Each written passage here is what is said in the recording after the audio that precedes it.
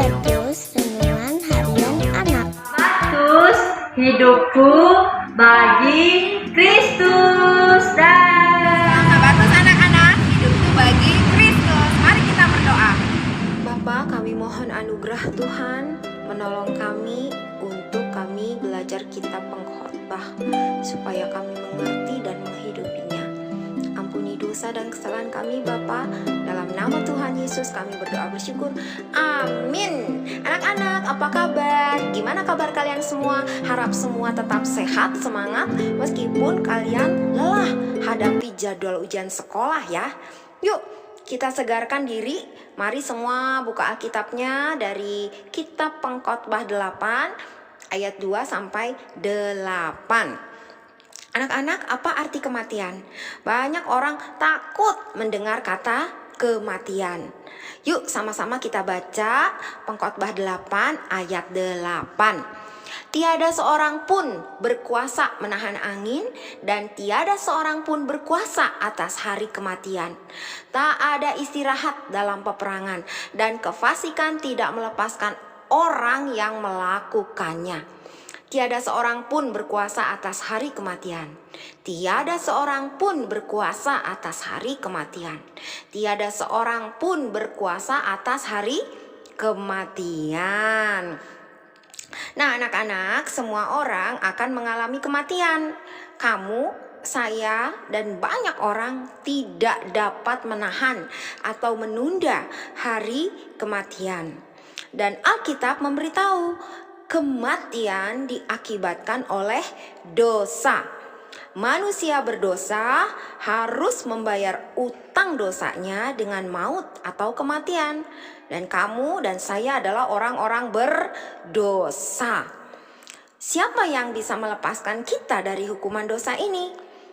Allah mengutus anaknya yang tunggal untuk mati di atas kayu salib.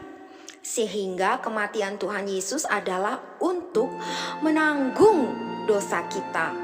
Melalui kematian Tuhan Yesus Kristus, keadilan Allah telah diselesaikan.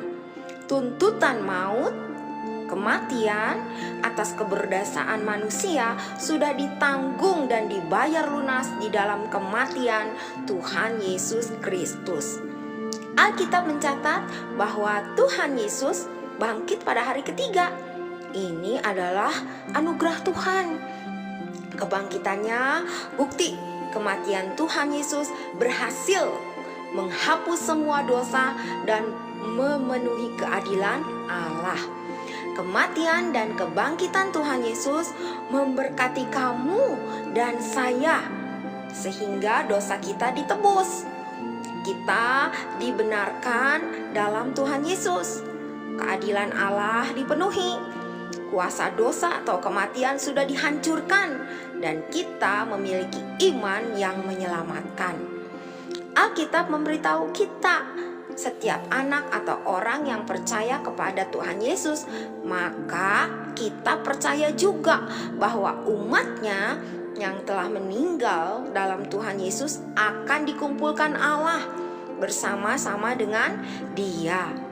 Allah yang membangkitkan Tuhan Yesus akan membangkitkan kita juga dalam kuasa-Nya. Puji Tuhan. Jadi anak-anak, kematian dan kebangkitan Tuhan Yesuslah menjadi jaminan akan kematian dan kebangkitan kita nantinya. Jadi bagi kamu dan saya yang sudah percaya Tuhan Yesus Kristus, pasti akan dibangkitkan bersama dengan Dia. Dan kematian tidak lagi menakutkan bagi kita. Amin. Nah, buat anak-anak yang belum percaya Tuhan Yesus, maukah kamu berani menghadapi kematian? Yohanes 14 ayat 6. Kata Yesus kepadanya, "Akulah jalan dan kebenaran dan hidup.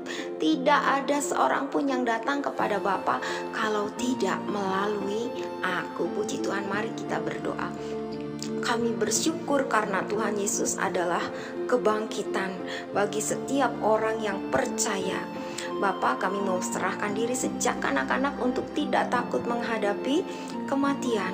Karena Tuhan Yesus adalah jaminan yang teguh, yang pasti untuk kami pada satu hari nanti akan bangkit bersama-sama dengan umat tebusan lainnya untuk hidup bersama dengan Allah. Tolong kami sejak kecil terus rela dibentuk oleh Tuhan untuk kami belajar firman Tuhan, sehingga kami makin mengenal Allah, mengasihi Allah, mengasihi firman, dan mengasihi sesama.